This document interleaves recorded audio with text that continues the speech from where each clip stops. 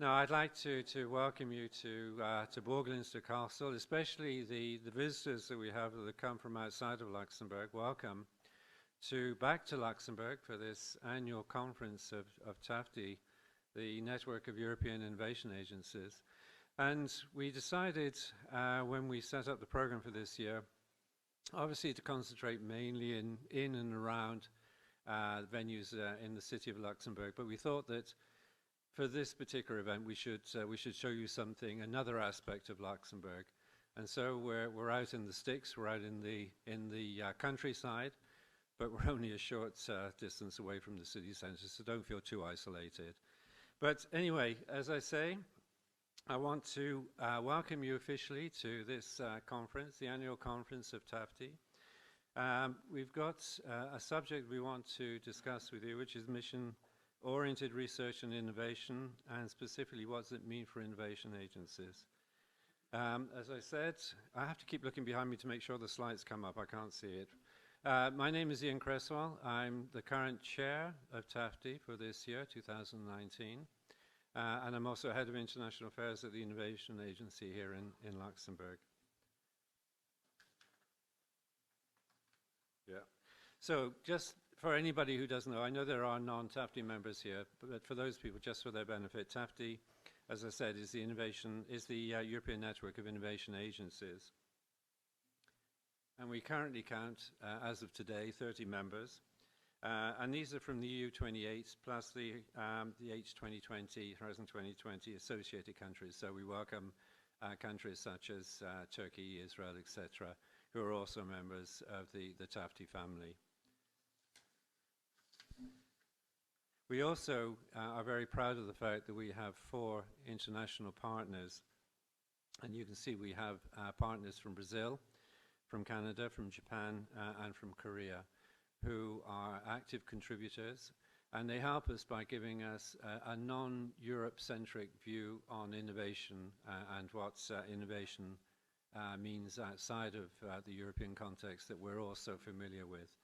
And we particularly are very thankful to have representatives from NEDO, Japan, with us today, Mr. Morita-san, who will address us in just a moment. So just a quick overview. When we set up the program for this year, Pascal and myself thought about the priorities, what we should put as the challenges, the priorities, and we see it as what we call the 4 I's. And it doesn't mean 4 I's, it means letter I. And it's inclusion, it's interaction and learning, it's innovation, ecosystems, and implementation issues.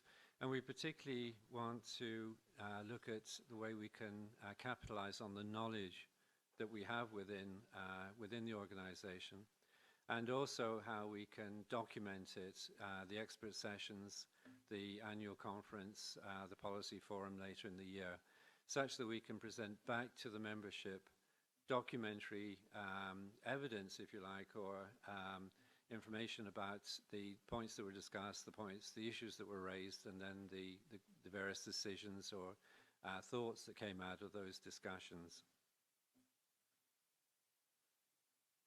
As I said, today's theme is rather interesting, given that a lot of us are talking about mission-oriented research and innovation. Not too many are applying it, and even fewer perhaps are applying it well.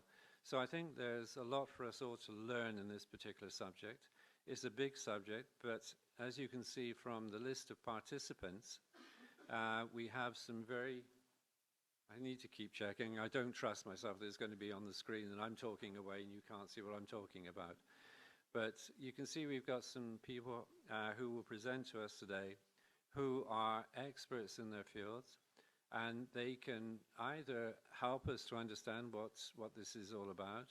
They can also help us in terms of those of us who are trying to implement it, and they can perhaps confirm with those that are implementing it that we're using the right methodologies. So anyway, you can see we have quite a long list of speakers. I don't want to take up any more of your time. I want to hand over to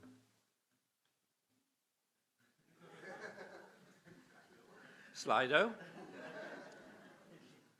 which, which doesn't appear on my slides. Never mind, it doesn't matter.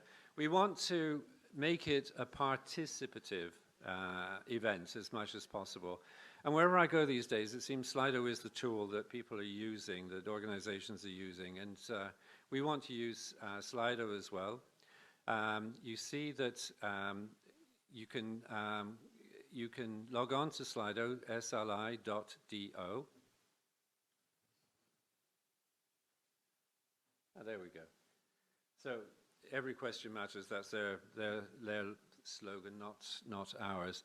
But you can see that you can log on to Slido. If you use the hashtag, it asks for a hashtag name, and you've got TAFTIE 2019. I don't think it's case sensitive. And that will give you the ability to log straight on. And we encourage you to use it. So when we have the speakers that are giving their presentations, please give us your questions. It'll help us then, because we want to have a very participative discussion. We want the speakers to present the subjects, but then we want to have a good 10 minutes at the end of each presentation for the questions. Pascal, you all know, will be, he's got his own laptop. He'll be seeing the questions coming in. So we can either, during a presentation, if there's something pressing, we can ask live, or we can wait until the presentation is over. But please, I encourage you to use the tool and to...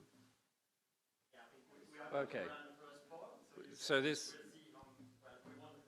like all of you to already register on Slido and to contribute to that poll, so we are sure that that logs on. And we can see also to what extent you consider yourself as being already mission and innovation mission-oriented. So 5 would be the maximum, meaning that you would be already very much implementing missions.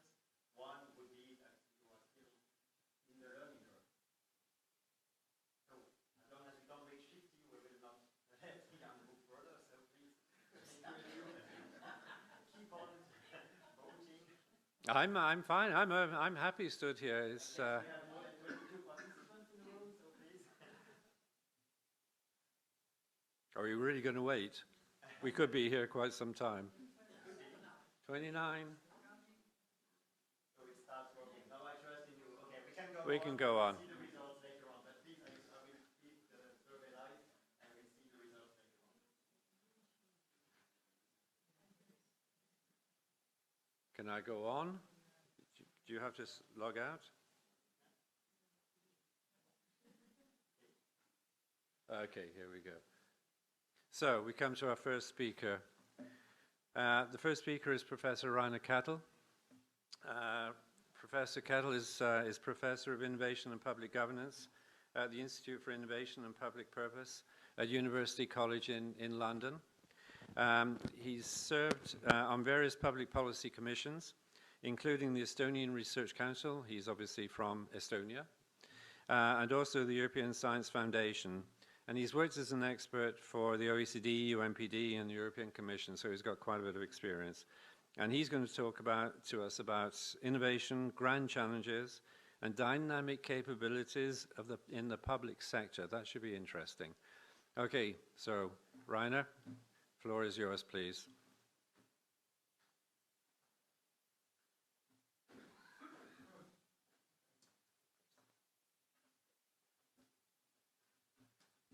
Thanks so much, Ian. First of all, I would like to thank Ian and Pascal for the invitation. As an academic researcher, I think one of the most exciting times we have is to meet with practitioners. So I'm actually here to learn from you more than probably you're learning from me. So that's really exciting for me. And I actually have a question for Slido right away. I mean, if Pascal, you can put it up there. I would really like to, I think a lot of you said that you're already doing mission-oriented policies.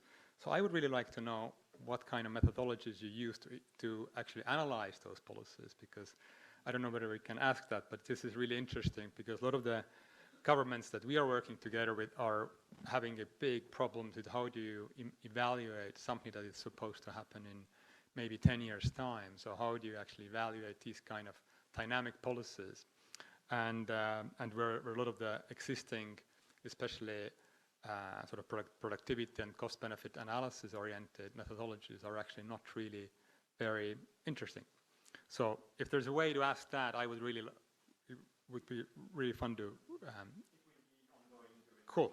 Thanks so much.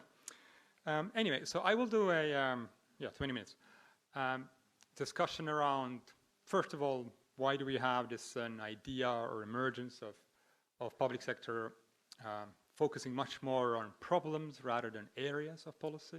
So why innovation policy is widening out, not just looking at R&D and science, but why it is looking more at societal problems.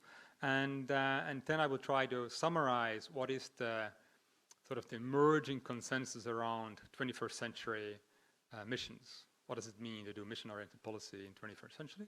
And then I would actually go into what does it mean for public organizations like yourself to do those missions. And I would argue that there is a need to actually develop a new ideas or concepts of dynamic capabilities. We know very well that there is a concept of dynamic capabilities in firms. Firms are able to, good firms are able to adapt, to rejuvenate, to find ways of innovating.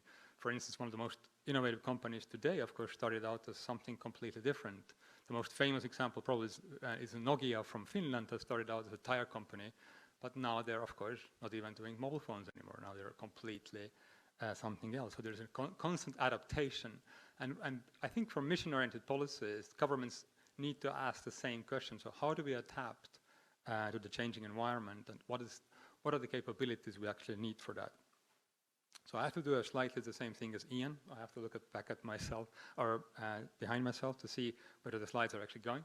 So yeah, as sort of a first thing to introduce our institute at UCL. This is founded and co-directed by Mariana Mazzucato and myself. And our slogan really is that innovation is political. So in terms of innovation, it's not about having more scientific publications or more experts. It's actually asking what kind of publication, what for, what do these publications actually do, what are the patents that we are producing are doing. So it's as much as about growth as it's about direction.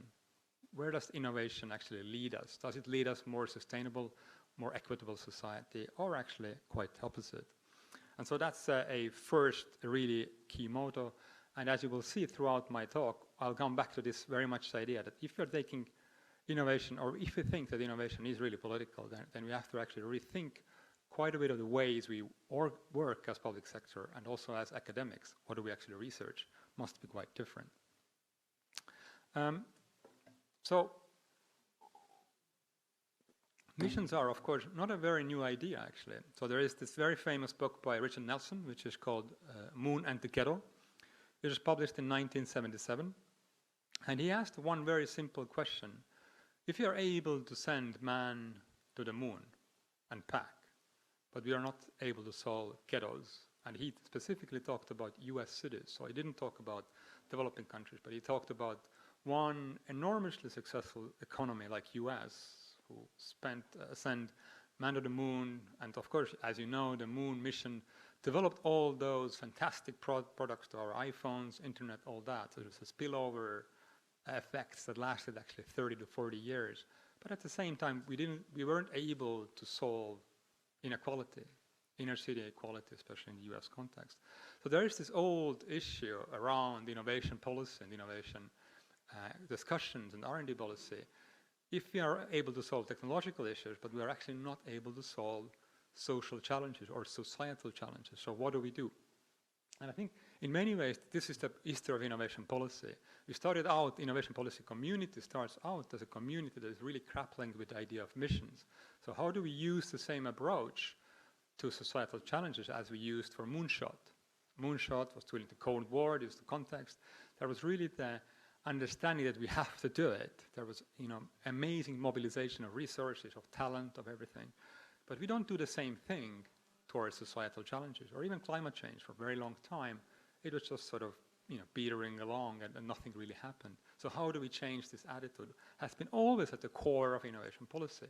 And only we had this T-tour, as I was saying, in 1990s and 2000s, when innovation policy became much more about scientific excellence. It became much less about applied research, And it became also much more about horizontal policies. So we didn't really think about problems we want to solve, but we just thought as innovation policymakers that we support whatever the best companies out there.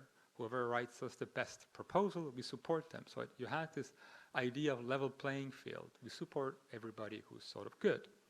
And of course, that really didn't actually change much. And so if you look at through the OECD reports over the last 20 years, this is basically the recurring theme in OECD innovation policy studies, is that not that much actually changes. We do these policies, but they don't really have that much of an impact, especially on wider societal challenges.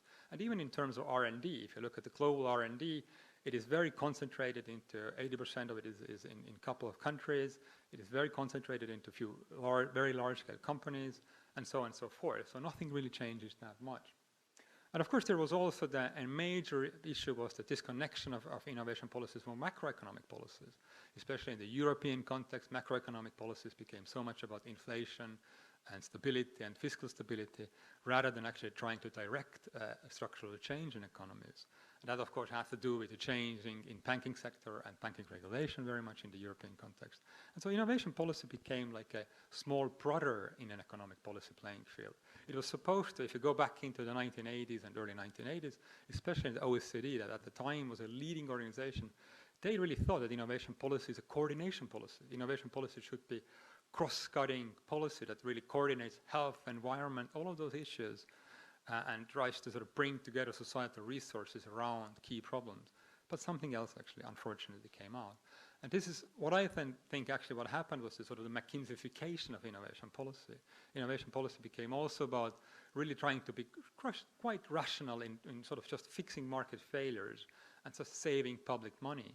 I'm sure also you, and this would be another question, how many of you are asked to fix market failures in your everyday life by your political leadership or in your laws? Yes. So I was just the other day doing some evaluation work for European Commission, and yes, I was doing country reviews, and I was asked, what kind of market failure does this policy fix? So it's very much this public sector has to get out of the way rather than be in the middle of the market economy. And so this is, and I think you as an civil servants in these organizations, probably it's not very good feeling to have to constantly justify why do I do that, rather than saying this is really exciting what we're doing. We're actually changing society and giving you the mission to be something quite powerful and strong. And I think this kind of McKinseyfication of trying to rationalize everything into sort of efficiency, saving money and not costing too much, and fixing market failures has been really fundamental. And of course, this is in that sense sort of the background where we have the emergence of mission-oriented policies over the last 10 years. European Union actually has been in many ways really the leader of this area through Horizon programs, trying to steer the research funding towards more wider societal challenges, if you will. But also other countries like Japan, for instance, have been really trying to rethink their economic and innovation policies towards problems rather than failures. And I think that's a really fundamental shift also for innovation policy agencies, whether we're fixing problems in markets, and markets are really the cool players. The cool kids on the block are all the market actors. They do innovations, and we are just sort of a nerdy fixing failures, like cleaning up. Or rather you say, well, we're actually solving problems here. We're solving the problems for the next 25, 35 years.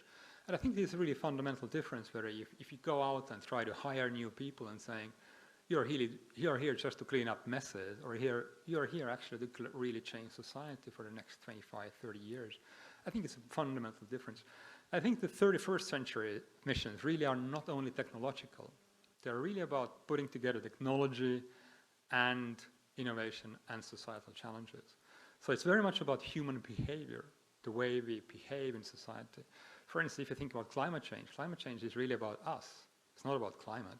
It's about it's about how do we commute, how do we move around cities, what do we eat, what do we do with our plastic, all of those things. It's about us, it's not about technology. So we have to change our own behavior, and this is really a fundamental challenge which is different from Moonshot and other mission-oriented policies of the 60s and 70s, which was very technology-driven. And it was much, much easier.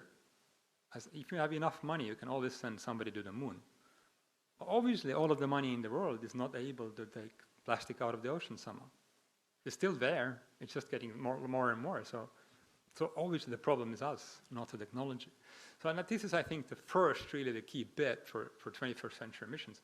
It's really about us, not about technology. We just need to use technology and innovation to get a better version of us, if you will. And the second issue is that these missions that are now emerging in Europe and elsewhere are cross-sectoral. So they're not about one industry. They're not about health industry. They're not about energy. They're really cross-sectoral. So they're about mobility or issues like loneliness in aging society. So how do you deal with loneliness in an aging society, which is really increasingly important problem because our societies are getting older and older and older. So people don't need only medication to stay older. They also need some sort of social services, companionship. They need probably work, jobs. They need different kinds of mobility. So this is really again, it's focusing on the problem rather than technology or a solution as such. And they have to be concrete in that sense. You have to be able to tell whether you actually solved the problem or not. So saying our mission is aging society doesn't mean anything because it just states the fact. We are aging. It's not a mission. So the mission should be, for instance, I mean, this is the way, for instance, the UK government has tried to solve it, is whether we can decrease the inequality among people who age. Because as you know, a lot of these inequalities that societies have are then translating into the pension age as well. And of course, this becomes more and more problematic because they have less access to healthcare, less access to social services, and the problems deepen. So whether we can actually decrease the inequality of aging society. So that would be a very concrete question. Can we do that or not? You can measure it also. And I think that really if you look in 1960s, many of the missions, Kennedy was really top down. He's a man on the mountain, said, we are going to the moon, that's what we're going to do. These days, especially if it's about our behavior, it doesn't work like that. Nobody can tell us eat less meat. It doesn't work like that. So you have to have a wider engagement processes. You have to really engage people in the society, and you have to be able to do that in a meaningful way, not as European Commission very often does. It just sends out massive paperwork and expects somebody to send back a discussion. So you have to have very meaningful ways of engaging social movements. And it is possible. If you think of, for instance, if you think about HIV medication, this was really driven by social movement. It was not driven by governments. It was not driven by research community. It was really driven by ACT UP and other movements in society from the gay and lesbian communities that were really driving this need that we need to do something about it. Or also you can think about in Germany, for instance, the green policy, Energiewende, was very much driven by a 40-year political movement from the ground up. So you need to be able to tap into this kind of social movements to have an ambitious change in society. And I think also we see an emergence of not only on a European level missions, but really on the nation level missions, but also sub-regional missions on the level of cities. So some of the most interesting cities in Europe in this respect, for instance, Barcelona, they are really taking the data issue really seriously. So, we all know we have a massive data monopoly of Google and others. So how do you encounter that? And Barcelona has taken this really seriously, and they try to create a sort of citizen-owned data, but this then becomes a policy about city regions, city districts, about mobility, about entrepreneurship. So it becomes a really wide-reaching policy, if you will. So it can really be done on the level of cities as well. And here, of course, I refer very much to Mariana's work, that is both on the level of European Union and otherwise. And this is, I just refer to our latest report that we launched for the UK government 2 weeks ago. And this is very much sort of discussing the UK government has created 4 mission areas, and this report really discusses that. So if you go to our website, you can download it for free. And it is really discussing all of those issues in more detail, if you will. I think I have to speed up a bit. I think there are, in general, if you think about missions in today's world, there are really 3 key areas or problems that policymakers and organizations such as yourself have to address in one way or another. The first is about innovation. And really, it's how do we go beyond R&D and science? So in what areas of life we think about innovation? So how do we bring public services, for instance, into play.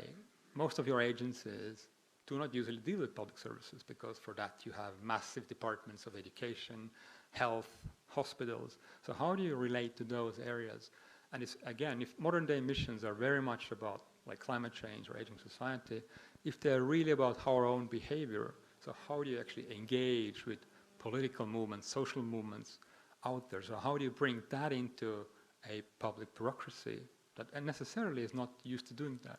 So I think that's really one of the first issues, is actually redefining what do we mean by under innovation. So it's really about direction of change in society, and how do we define that is really the next question about value. So what kind of value us as an institution are really trying to produce, and for whom?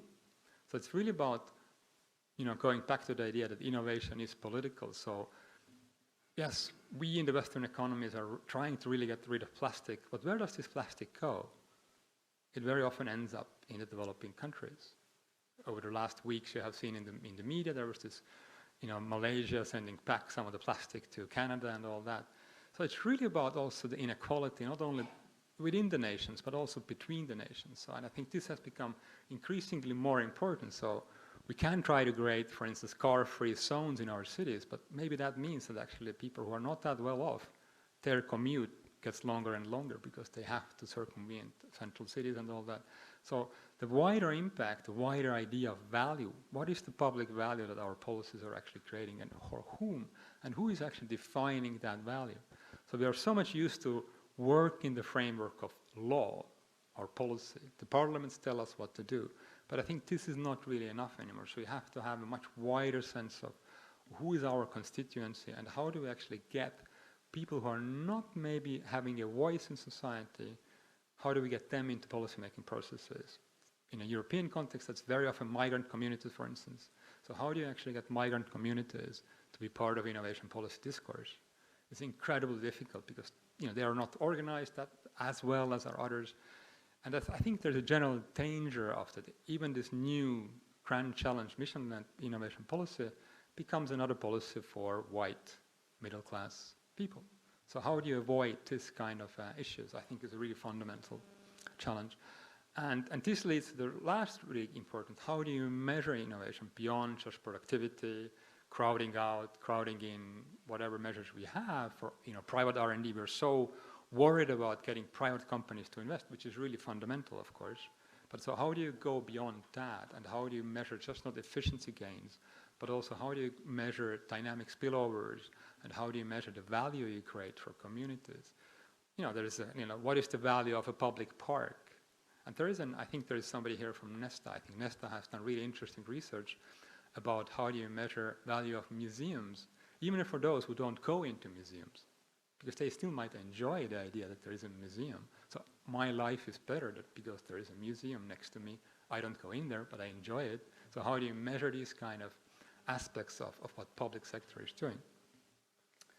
So I think the fundamental idea behind missions is the idea of shaping markets rather than just sort of trying to fix them, trying to be the amending or being the cleaning up the mess of private sector, if you will. And I think this really idea of trying to be the shaper of markets, of course, together with private sector. So it's not that public sector has to do it alone, but it's really about public sector becoming this partner for private sector in actually shaping markets. And of course, in theory, we all know that markets are shaped by various actors, but many of our policymakers act as public policymakers are not market shapers. We are market fixers. We fix the messes. We are not really as innovative as the others, as private actors are. And of course, that's not really true.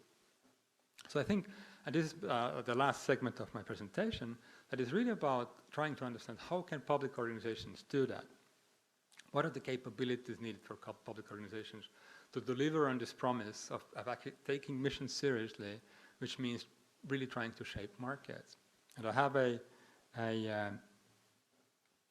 so we also have created in our institute something what we call mission-oriented innovation network to really learn from organizations such as yourself.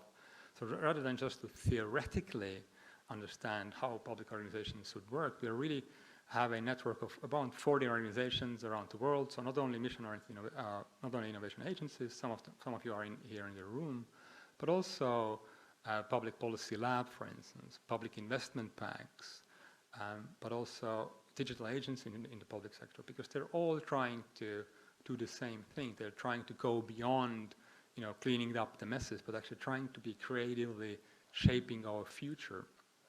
And this is really what we have learned or trying to learn from these organizations. So that's why I'm so excited to be here today. So I'm really looking forward to hear from you.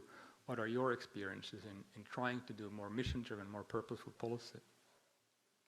And this is just a very brief sketch what we think is how we should really think about dynamic capabilities in the public sector. So on your left, you have this idea how academic research and also the business schools are teaching dynamic capabilities in private sector.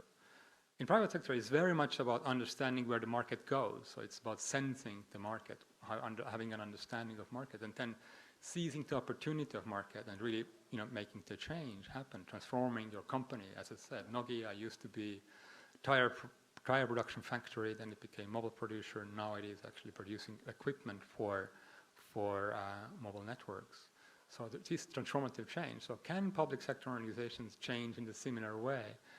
And I think there are really three key areas in our way. And the first really big difference with public and private sector is that in public sector, the value we are producing is and should be contested.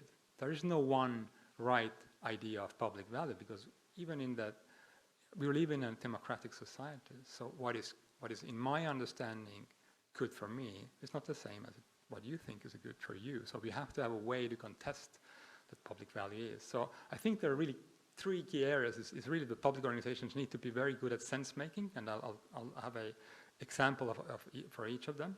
They need to be really good at creating legitimacy for what they do, and they need to be really good at delivering on what they are wanting to do.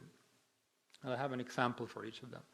So the sense making is really about actually trying to both have a political fit, so that you fit into the political agenda of powers that be, but that you also are able to frame what value you are creating, what is the problem you are actually solving, or reframing what you used to do, and then being really good at also creating what's called mission mystique. So this is an idea that people in your organization can buy into, that they are excited about what we do. So they're not just, as I said, cleaning up the messes, but they come to work because they are excited. We are solving something really interesting, really exciting, and being able to generate that has been really fundamental. And I bring an example coming from Estonia. I have to do some promotion from my home country. This is about e-residency program in Estonia. So everybody you in the room can go online, become e-resident in Estonia, which means you can create a company in Estonia. You can pay taxes there for the company. You can use some of the services. So far, Estonia has about 50,000 e-residents. They pay about €1 million taxes every month. So it is not much, but it's a small country. So it is generating. But the way it was created was by a very small team, very charismatic people who thought that this is something that we can do because we have a diminishing population. So how do we increase our tax base? How do we increase the people who are paying taxes? So we don't really want people to immigrate to our country, which is another problem. As I said, it's the idea of these value creations is a really difficult question as well politically. So the idea was, why don't we offer our services globally to people who want to use it? And it was a very good political fit because it wasn't about having people coming to the country, but actually they're staying where they are, but they're using the services, paying the taxes in Estonia. It was very good to, in terms of reframing what is the value proposition we're offering them. And also it was really good at creating this mission mystique, getting people actually from the private sector to come to work for government, maybe for 2 years only. And they really, if you go online, and I suggest you go and check this service out, it's a really wonderfully designed, it's very user-friendly, they are very open, there's a lot of data around, you can download the data, you can see in real life what happens, how many people are applying, and all that. And of course they have all had their problems, because if you apply somebody to use your country's services, you create a money laundering issues, but they have solved that also very interestingly and very well. So it's a really interesting way of creating dynamic change in your country, reframing an existing service. Another issue, as I said, legitimacy. So how do you create legitimacy for changes? and if you want to do something really differently. So you need to have legitimacy, which means political support, but also not only political support in the wider populace.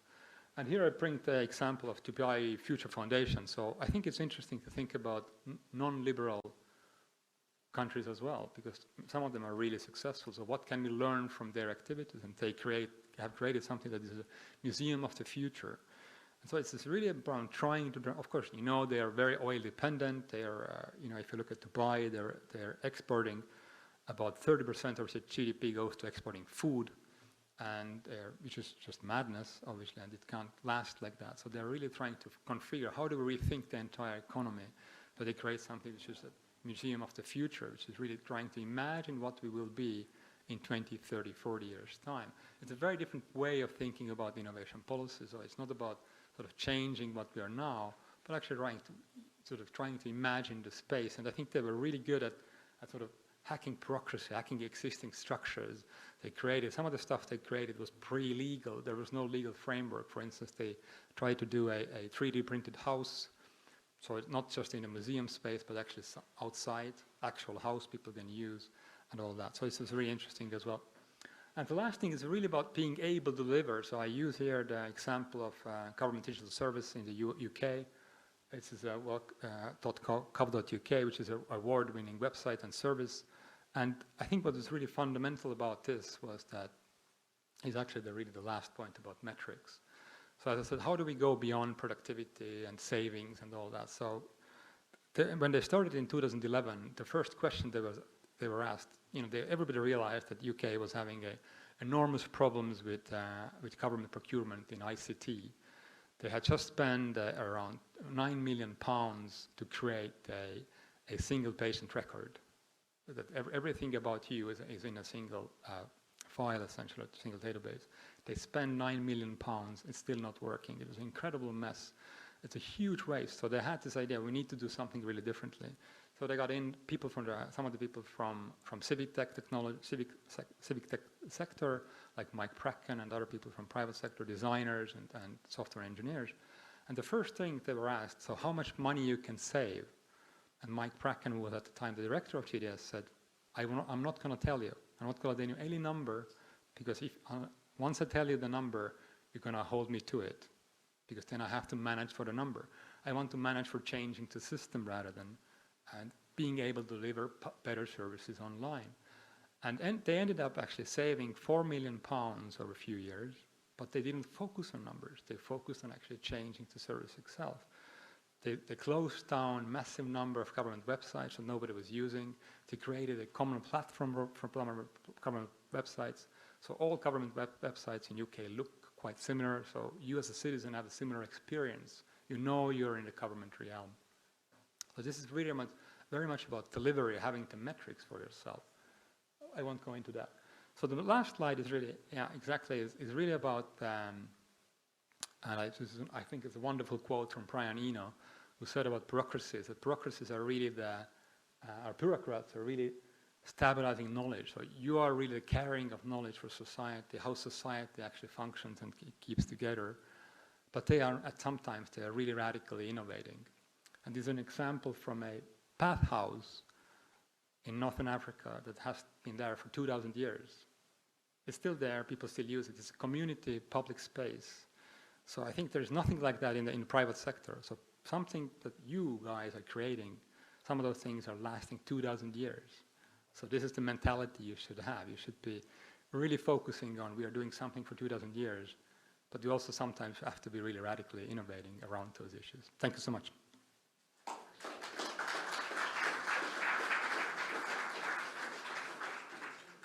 And sorry for going over time.